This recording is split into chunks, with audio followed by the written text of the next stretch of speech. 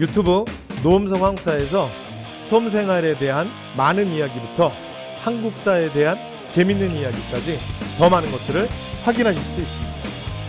구독, 좋아요, 알람 설정 부탁드립니다. 아간파청 다 설명드렸죠? 러시아 공사관으로 간 거야. 그 다음에 대한제국의 수립 됐죠? 어디로 돌아왔다고요? 경구, 그리고 환구단을 쌓고 황제 즉위식, 그리고 대한제국 연호는 광무. 그래서 이름이 광무개혁이에요. 됐죠? 자, 그러니까 여러분 지금 고종은 벌써 독자적 연호가 세 번째야. 맨 처음엔 1차 가보개혁 때 개국이라 그랬죠. 개국연호. 그리고 두 번째가 물론 일본에 의해서지만 3차 가보개혁 때 건양. 그리고 마지막 지금 광무. 이렇게 되는 거예요. 자, 그 다음 이제 광무개혁의 본격적 내용인데, 본격 내용이 이렇게 됩니다. 구본 신참이에요. 자, 구본은 뭐냐면, 구본은 옛 것을 근본으로 삼는다. 근데 이건 정치입니다. 그래서 정치에서 황제권, 왕권을 강화하겠다. 이런 얘기예요. 됐죠? 그래서 이게, 자, 구본이고요. 신참은 뭐냐? 새로운 걸 참고하겠다. 얘는 뭐냐면, 경제 얘기야. 경제. 그래서 어떻게 하겠다? 근대 산업을 육성하겠다예요. 되죠? 그래서 이 시정방침을 이제 중심으로 광무개혁이 진행이 됩니다. 여기까지 되셨나요? 자, 그래서 이 광무개혁은요, 실제로 이제 광무개혁을 되게 부정적으로 보는 사람은 사실은 독재개발 논리에 사실은 이게 원형 아니냐. 나중에 박정희랑 전두환이랑 다 요거 흉내내는 거 아니냐. 야, 입 다물어. 야, 배불리 먹게 해줄게. 가난은 지겹지도 않냐? 그냥 무조건 시키는 대로 따라와. 이게 소위 말하는 나중에 박정희식, 그러니까 우리가 군사 독재를 경험했던 그 개발의 논리잖아. 됐죠? 내가 배불리 먹게 해줄 테니까 무조건 시키는 대로 해. 이거잖아요. 그러니까 그거 아니냐. 이렇게 부정적으로 보기도 합니다. 됐죠? 자, 이렇게 긍정적인 측면, 부정적인 측면이 다 있어요. 자, 가볼게요. 자, 그래서 이거 아까 말씀드렸죠? 구본의 가장 대표가, 이게 대부분 다 99년이 많다 그랬잖아. 대한국국제. 기억나시죠? 네, 그래서 대한제국의 헌법 같은 거야. 됐죠? 그래서 요거를 이제 교종소에서 발표해요. 그래서 광무개혁의 가장 핵심 기구는 이름이 교종소입니다. 꼭 외우실 필요는 없고 눈도장만 찍고 가시죠. 그래서 내용은 주로 뭐냐면 황제권의 강화야. 그리고 요 사료는 한 번만 보면 여러분 잊을 수가 없는 게, 다 뭐로 시작하냐면 대한국으로 시작해요. 그게 대한국군, 대한국대항제는, 대한국대항제는, 대한국대, 대한국, 대한국대항제는 계속 이렇게 나와. 그러니까 한 번만 보면 잊을 수 없어요. 됐죠? 사료 그냥 눈도장 한번 찍으시면 되고요. 그 다음에 원수부는 기억나시죠? 이것도 99라 그랬죠? 군통수권. 그 다음에 청나라와 한청통상. 그 다음에 이제 이게 대표적으로 1899가 아닌 얘는 1900인데 연도 모르셔도 되고, 대한칙령 41호. 얘는 뒤에 가서도 또 얘기하겠지만 이거 독도가 우리의 관할인 거 정확하게 밝히고, 그 다음에 강원도에 소속시키고, 그 다음에 정확하게 여기에 대해서 국토로서, 대한제국의 황제로서 영유권에 대해서 어떤 행사를 하는 거죠. 됐죠? 네, 그래서 독도 문제. 그 다음에 또 이범윤을 간도관리사로 파견합니다. 되죠? 네. 자, 이렇게 해서 말씀드렸어요. 자, 울릉도 독도 얘기. 울릉도 독도 간도 얘기했고요. 그 다음에 경제입니다. 자, 경제는 신참. 새로운 걸 참고한다. 이거 뭐라 그랬어? 근대산업 육성한다 그랬죠? 자, 그럼 근대산업 육성이라는 게 뭐냐? 자, 일단 경제를 개발하려면 여러분 뭐가 있어야 돼? 돈이 있어야 돼. 아니, 돈이 있어야 돈을 벌죠. 그래서 국가, 그러니까 세금의 가장 기본이 뭐예요? 지세지. 지세와 인세. 됐죠? 그래서 지세. 그래서 양전지계 사업입니다. 양전지계 사업. 됐죠? 그래서 원래는 토지를 측량하는 그냥 양전 사업인데, 저걸 왜 양전지계라 그러냐면, 양제 아문이라는 기구를 만들어서 이게 지가 땅, 그러니까 토지를 측량한다는 얘기야. 그래서 측량하고, 그래서 이제 두 차례 이제 실시하는데, 이건 이제 전국적으로 실시는 못해요. 일본이 중단을 시켜. 전국으로 못합니다. 일부 지역에서만 해요. 그래서 이제 이 과정에서 미국의 측량사를 초빙도 해요. 자, 그런데 이 과정에서 뭘 만드냐면 지계 아문이라는, 아문은 항상 무슨 기구 이런 뜻이에요. 그러니까 관청 이름이야. 자, 그래서 지계라는 걸 발행하는데 이 지계가 중요합니다. 여러분, 지계가 보이면 무조건 지계 아문 또는 지계가 보이면 광무개혁이야. 대한제국 광무개혁. 이 지계는 뭐냐면 우리나라 역사상 최초로, 그러니까 예전에는 국가가 이 토지를 측량하면 양안, 그러니까 국가의 세금 부과를 위한 토지대장을 만들었었거든요. 그런데 이거를 개인적으로 주진 않았어요. 그러니까 이게 뭐냐면 근대적 토지 소유 증명서야. 그러니까 오늘날로 말하면 물건에 대한 배타적 권리. 그러니까 여러분들이 뭐라 그러냐면 그 등기 권리증이라 그러잖아요. 오늘날 우리 표현으로. 그러니까 막 이 아파트가 내 거다. 그러면 뭐 여러분 부모님 이름으로 된 또는 뭐 여러분 이름으로 된 등기 권리증이 있잖아요. 뭐 땅이 뭐 내 땅이다. 그러면 그 땅에 대한 등기 권리증이 있잖아요. 그거야, 그거. 됐죠? 요걸 발행한 거야. 지계라고. 그래서 지계가 딱 보이면 무조건 광무개혁입니다. 자, 롤링 중에 일부 이제 중단한다. 아까 말씀드렸죠. 일부 지역에서만 했다. 그 다음에 재정관리. 그래서 요거는 국내부 소속의 내장원. 국내부 소속의 내장원으로 이관을 해서 내장원 중심으로 많이 재정 운영을 하려고 해요. 그래서 이 내장원의 책임자로 누구를 임명하냐면 고종이 가장 믿는 고종의 돈주머니라고 불렸던 평북 평천 출신의 보부상 이용익을 임명합니다. 됐죠? 그래서 나중에 뭐 헤이그 특사, 뭐 예를 들어 비용이라든가 이런 것들도 다 여기서 나와요. 자, 그다음 식사능업 정책. 그래서 산업을 일으키고 회사 장려하고요. 그다음 여러 가지 뭐 관립의학교라든가 광재원 같은 거. 그러니까 이런 것들은 뭐냐면 식사능업 정책이 여러분 식사능업이 뭐냐면요. 식이 여러분 여기 식자가 무슨 식자냐면 먹을 식자 아니야. 여러분 4월 5일이 뭐 하는 날이죠? 식목일이 뭐 하는 날이야. 가족들이 다 같이 모여서 다 같이 나무를 먹지는 않잖아요. 뭐예요? 그렇지, 나무를 심잖아. 그래서 심을 식자입니다.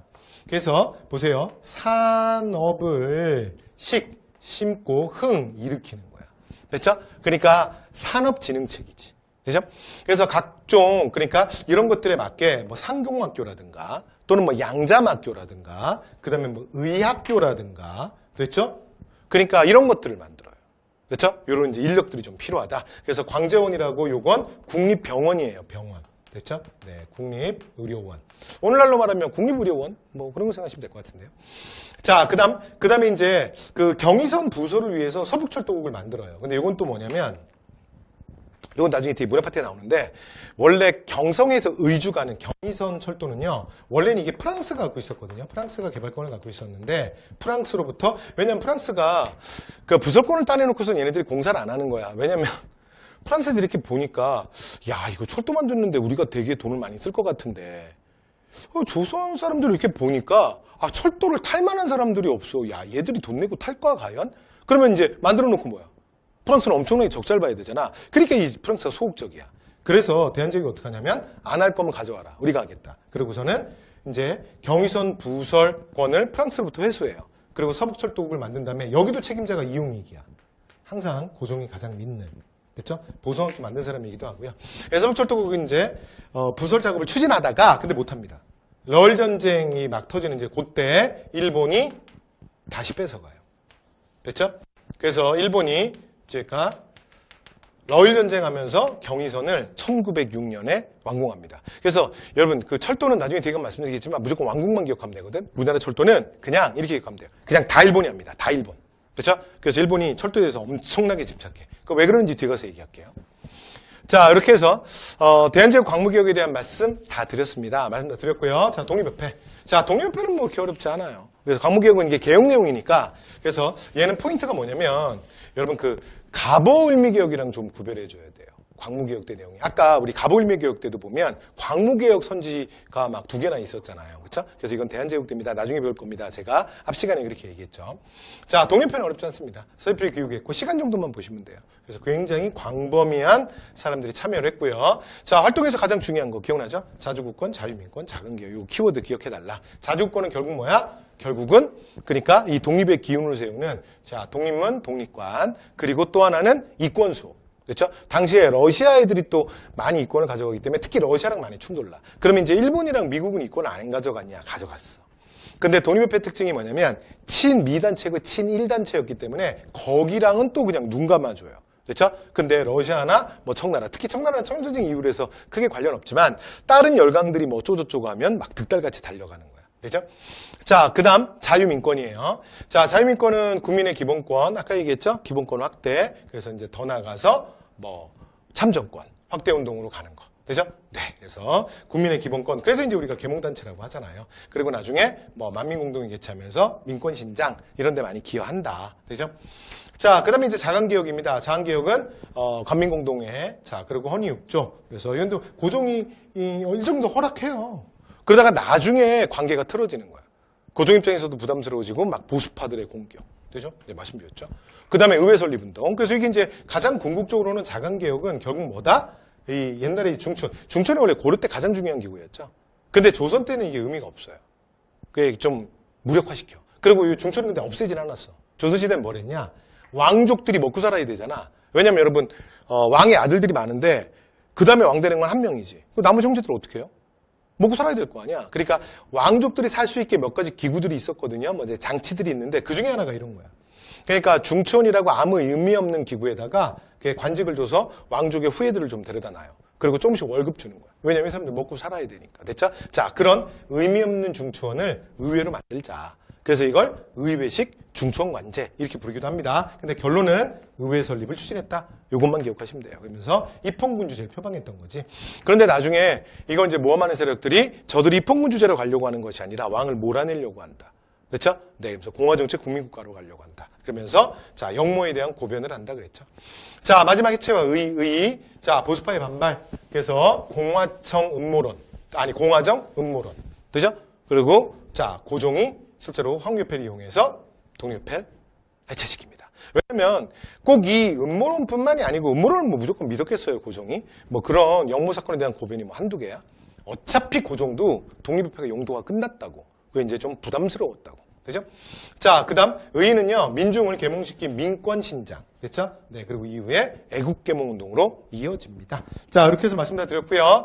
자, 그 다음, 자, 이제 문제로 넘어가 보도록 할게요. 자, 그래서 문제 풀면서 마무리 해보겠습니다. 다음 미술신 개혁이에요. 자, 뒷장 넘어가시면 3번이네요. 자, 사파로 본한국사. 이 그림 프랑스 일간지에 실린 사파로. 자, 만국 박람회장. 여러분, 지금 한국 정부가 한국 대통령이 이거 지금 계속 하고 싶어 하는 것 같던데. 그래서 부산 뭐 엑스포 얘기 들어보셨죠? 그래서 이 만국박람회라는 건 누가 처음에 개최했냐면 원래 영국이 했어요. 영국이 왜 하게 되냐면 그러니까 프랑스가 여러분 그 쿠베르탱 뭐 남장 뭐 이런 얘기 들어보셨어요? 프랑스 쿠베르탱을 중심으로 해서 그리스에 있는 올림픽을 프랑스가 다시 가져오죠. 그래서 근대 올림픽이라는 걸 만들어내요. 프랑스 주도로. 그래서 거기에서 뭐 정말 그 다른 기구를 쓰지 않고 인간의 정말 몸만으로 됐죠? 그리고 이제 그 딱 룰에 맞게 그 페어플레이로 그래서 서로가 막 겨루는 그런 막 젊은이들의 장이 되잖아. 그게 프랑스가 주도했던 사실은 올림픽이죠. 그래서 거기에 대응해서 영국이 만든 게 만국박람회입니다. 그러니까 야 니네 프랑스 놈들은 그래 뛰어 니들 그래 뛰는 게 어울려 그렇죠? 생각하지 말고 그냥 뛰어다니기라 해 그거고 영국 애들은 뭐냐면 이 만국박람회를 통해서 영국의 기술력이 과학이 얼마나 대단한지 전 세계에 알리겠다는 거야. 그래서 막 초대해가지고 열어요. 이 만국박람회가 오늘날의 엑스포가 된 겁니다. 그렇죠? 자 이렇게 해서 말씀드렸는데 자 어쨌건 우리도 여기에 참여를 했대요. 그래서 고종이 보세요. 근정전을 재현한 한국과는 당시 언론에 여러 가지 관심을 끌었대. 자 갑니다. 황제로 즉위한 뒤 개혁을 추진했대요. 그러면서 고종이 만국박람회 이 만국박람회 몰라도 사실은 요 단어들로 여러분들 문제는 답은 나오잖아요. 그렇죠? 그래서 대한제국이래요. 이제 조선이 아니네. 그래서 대한제국을 세계에 소개하고 우리가 반대로 또 여기에 가서 좋은 정보를 얻어서 외국의 선진 기술. 왜냐하면 이 엑스포가 여러분 지금도 그렇잖아. 최첨단 뭐 과학, 기술 뭐 이런 것들의 경연장이잖아요. 그죠? 자, 그러면 결국은 대한제국 광무교육이네요. 자, 문제 들어갑니다. 건양, 봐봐. 이게 또 나왔죠. 이런 식으로 항상 얘네들 구별하는 거야. 그래서 건양은 3차 가복이에요. 기억나시죠? 자, 신식군 대표 여러분 이건 80년대 민주정권의 초기화 정책이잖아. 그 다음에 관리학교와 광주, 정답이네요. 정답. 광무교육. 그 다음에 방문국. 여러분 이거는 이사본이 똑같은 시기 아니야. 80년대 민주정권의 초기화 정책. 그 다음에 한일 관련 사료집 애국공채는 이건 대한민국 민주정부야. 나중에 일제강점기 가서 할게요. 자, 정답 몇 번이다? 3번입니다. 자, 이렇게 해서 여러분 지금 우리 독립협회와 그 다음에 그 광무개혁을 통해서 그러니까 90년대 사건을 우리가 쭉 다 정리했네요. 됐죠? 네, 그래서 자 이제 정리 다 했고요. 자, 그다음에 이제 다음 시간에 우리 이제 어디 갈 거냐면 국권 피탈로 들어가도록 하겠습니다. 그래서 국권 피탈로 갈 건데 국권 피탈 다음 시간에 들어가기 전에 잠깐만 제가 예고편하면 여기도 이렇게 진행이 돼요. 이게 뭐랑 비슷하냐면 여러분 아까 저희가 1890년대 했잖아요. 아니 1890년대랑 1900년대가 비슷해요. 그래서 지난번에 아까 제가 그래서 1800 사실은 90년대 가장 어렵습니다. 그래서 연표를 좀 정리했었잖아요. 그렇죠? 그래서 1894. 근데 1900년은 1904년부터 시작이 됩니다. 근데 이게 역사는 반복되잖아요. 그래서 이렇게 비슷한 컨셉으로 움직여요. 그러니까 요 앞에가 조용하다 그랬죠? 요 앞에서 제가 얘기했었는데 기억나십니까? 이게 뭐라고요? 청일의 왜 이렇게 부러지니? 청일의 힘의 균형기예요. 됐죠? 자, 그렇다면 1904년은 뭐예요? 여기도 조용해요. 됐죠? 요건 뭐다? 러일의 힘의 균형기입니다. 됐죠? 자, 그런데 94년에 자, 이제 한반도에서 동학농민운동이 터지면서 청과 일본이 자, 군대를 파병해서 얘네들이 어떻게 돼요? 청일전쟁이 터지죠. 그러면서 이제 그러니까 둘이 딱 마주보고 싸우기 직전이 제일 조용한 거야. 근데 막상 싸우잖아요? 그럼 결과가 나올 거 아니야? 그럼 한쪽이 이기지? 그럼 사건들이 다다다다다다다당 이렇게 진행이 돼요. 근데 여기에 한쪽으로 넘어가 버리면 다행인데 여기에 또 하나 다크호스 러시아가 등장하지. 그래서 1890년대 사항들이 조금 더 복잡해요. 됐죠? 근데 1900년대는 이거 이제 다음 시간에 이어갈 건데 자, 러일의 균형기에서 러일 전쟁이 터지면서 어떻게 된다? 힘의 축이 무너진 거야. 됐죠? 그럼 이제 완전히 일본이 주도하면서 여기는 그냥 원사이드하게 갈 거야. 그래서 일본이 우리의 국권을 빼앗는. 그래서 뭐로 간다? 국권 피탈로 갈 겁니다. 됐죠? 그래서 그 시발이 뭐다? 1904년 러일 전쟁이에요. 그래서 우리가 다음 시간에 국권 피탈 얘기는 1900년대 얘기인데 1900년대 얘기가 국권 피탈 얘기거든요. 국권 피탈 시기. 근데 시작은 뭐다? 러일 전쟁입니다. 그래서 러일 전쟁부터 해서 국권 피탈로 진행되는 그래서 자, 국권 피탈 1900년대 그리고 거기에 대한 우리의 저항인 의병 애국계몽운동으로 다음 시간에 넘어가도록 하겠습니다. 자, 오늘 강의는 여기까지 할게요. 여러분 수고 많이 하셨습니다.